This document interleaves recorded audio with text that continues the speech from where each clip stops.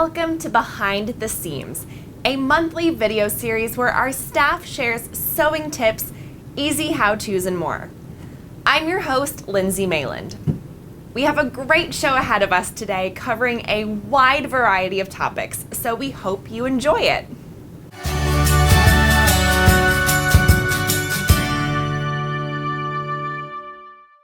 Now it's time for Products We Love, where we share sewing tools we're obsessed with. So the first product is the Quick Cut Thread Cutter from Clover. So it's used to cut chain pieced units apart, and it has a non-slip base, so you don't need to hold it in place. It'll stay in place while you're cutting your chain pieced units apart. And inside there is a 45mm rotary cutter blade, and you can actually turn the center dial and rotate the blade a little bit so that you can continue to get a sharp edge. And the nice thing is that when the blade gets completely dull, you can just replace it with a new rotary cutter blade, so that's very convenient. The next product is the Omni Rack ruler storage. And what I especially love about this ruler rack is that it allows you to store rulers and templates both horizontally and vertically in this rack, which I think is great for customizing your needs in your space. So you can see, easy to stick it this way, however you need it set up. It also has these small compartments in the front, which you can use to store thread, bobbins, wonder clips, pins, whatever you need. And I actually think this would be a really great product to bring to a quilt retreat, because you can keep all of your rulers. Maybe you're bringing a small cutting mat, maybe you have some patterns, and then your most used tools just right there at your workstation at the retreat so you can stay organized. And the last product I have to show you is called the Maker's Board from Coco Knits. So this board folds flat for storage, or you can carry it along in a bag, but it also can be propped up to use as a mini design wall.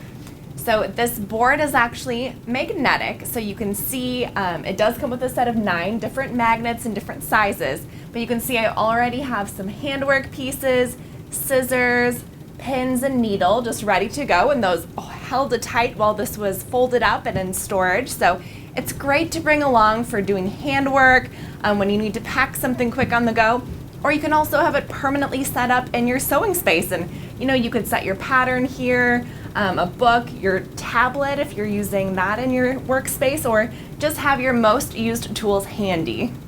So next we're hearing from Beth, who's sharing a few recent finishes. Take it away, Beth.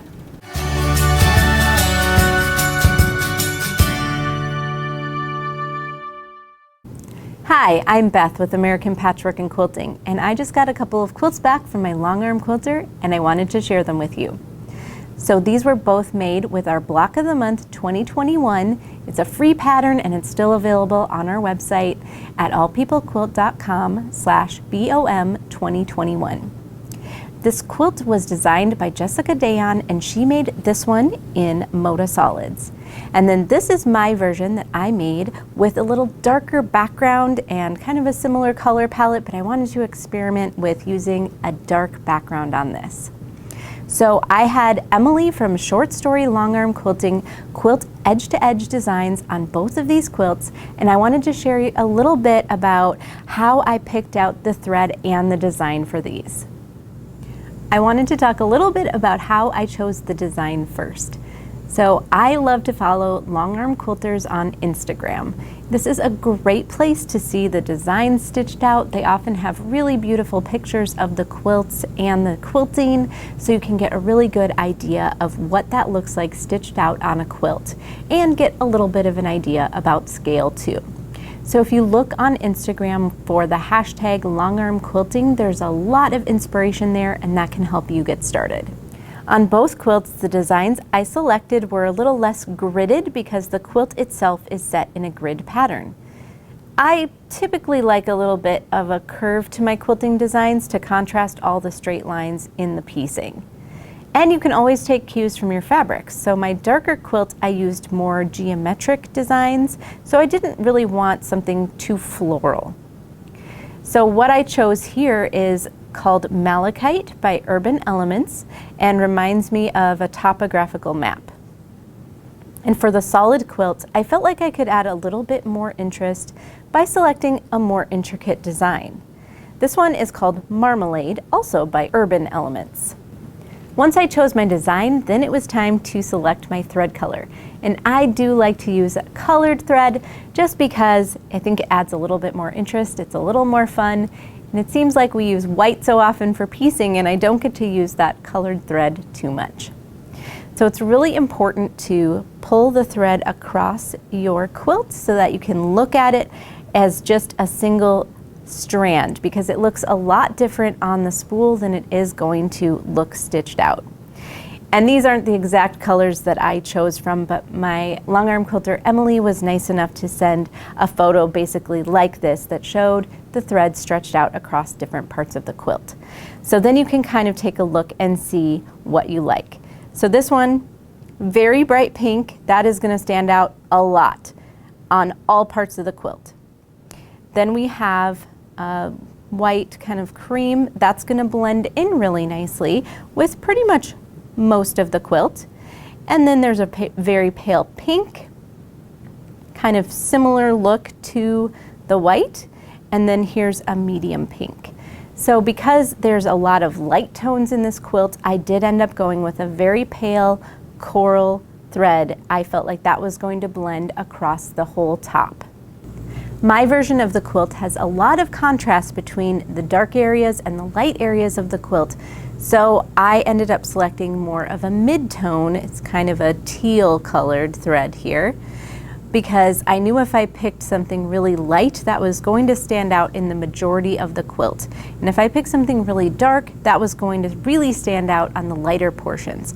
So I kind of split the difference and went with kind of a mid-tone to match the majority of the values in the quilt.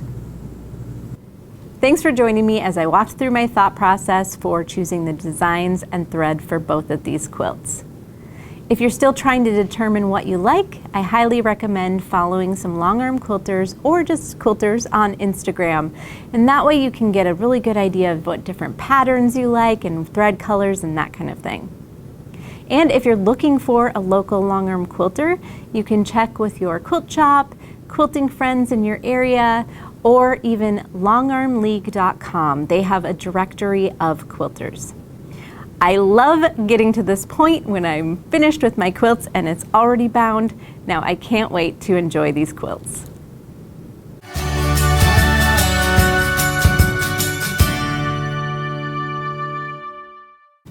I'm now here with Elizabeth for Get Organized, and today we're getting a little out of the box with our storage ideas. That's right, Lindsay. Today we're going to share a few ways to use empty toilet paper or paper towel rolls in your sewing room.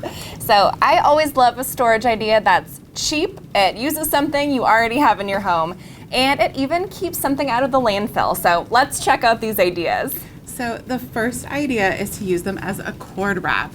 You can accordion fold your iron or sewing machine cords and then just push them through the roll to keep things nice and organized in your storage, or they're perfect for traveling. You can also use them to corral rolls of fusible, interfacing, or stabilizers if you haven't saved the plastic packaging it comes in. So the nice part about toilet paper rolls is that they're cardboard, so you can write directly on them to help label things. You can also wrap things around the rolls, and I know a lot of quilters will wrap their binding around a roll when they're not sewing them directly onto the quilt right away, and that just helps to keep your binding crease free. But you can also use them to wrap things like ribbon, rickrack, or even embroidery floss around them, and you can just secure them with a pin. And this is a great way to keep all of your embroidery floss and all of your projects together, and you can just wrap multiple colors around one roll and then just toss it into your project bag. If you want to get a little more complicated, you can group several rolls together, standing upright, and use them like dividers for smaller tools. So for instance, you can put a bunch in a drawer or a small bin like I've done here. I've just rubber banded them together to keep them from falling apart. And then you can use it to hold things like marking tools, scissors, rotary cutters, packs of needles, whatever you need right there in your workspace so they keep handy for you. Yep, and I love that you can even customize the height of them to make them tiered if you need to see them at different heights. So, and if you wanted to get a little extra fancy, you could even wrap them in decorative paper, put a little spray paint on them, anything to make them a little bit more fun for your sewing room. So thanks for sharing, Elizabeth. And now we're going over to Allison, who has a fun how-to to share with us.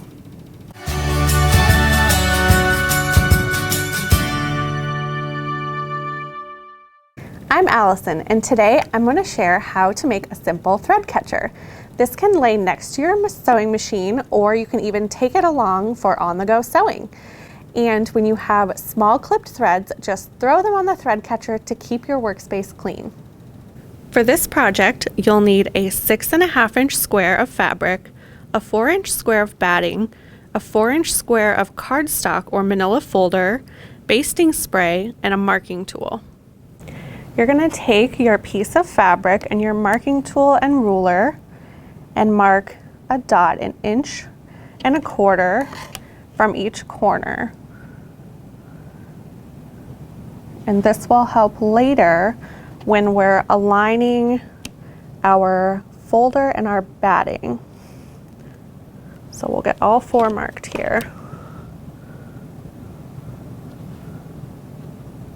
I have my 3 pieces here, and I'm going to take my basting spray, give it a little shake, and spray my manila folder. And then I'm going to put this little batting piece on top. Make sure it's nice and stuck on there. And then on the opposite side, I'm going to spray again. And then align with those marks I made so that we know it's perfectly in the center. And then again, give it a good little press. The next thing we're gonna do is press. So we're gonna take each corner, fold it up to the corner of the file folder, and just give it a little press on each corner.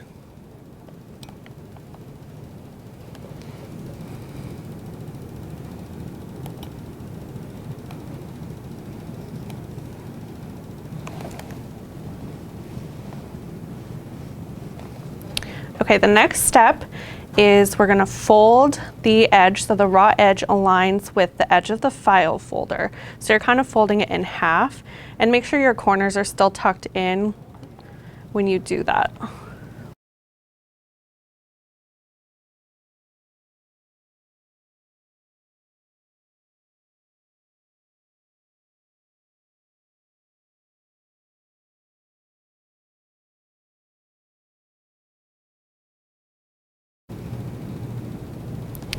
Okay, then you're gonna fold again so that this fabric overlaps the batting. So you're gonna press each side, doing opposite sides. So I'm gonna do this bottom and top and then do the sides.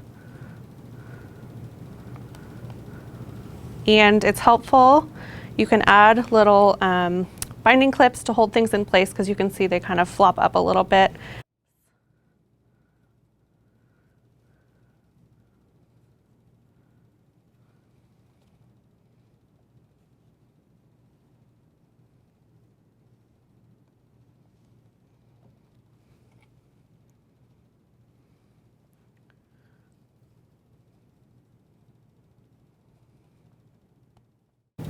Now we're gonna top stitch 1/8 of an inch from the outer edge and 1/8 of an inch from the inner edge, just to secure them all.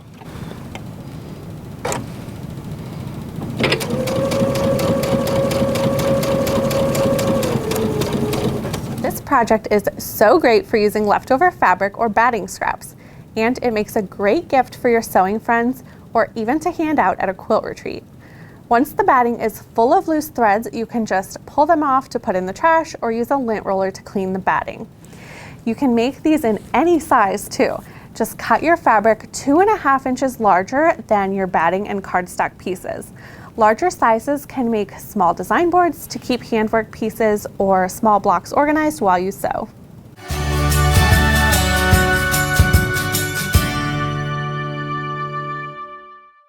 I'm now here with Diane, and she's going to share some details about our August 2022 issue of American Patchwork and Quilting. That's right, our August issue came out earlier this month on June 3rd. It has tons of fun summer projects in it. There are 5 star block projects, including a hand-piece mini quilt and a scrap quilt you see on the cover. We also have a profile on Jen Kingwell highlighting her home studio and her store and her new book. And we have a great guide for washing your quilts. There's also a ton of great projects in this issue, so let's take a look.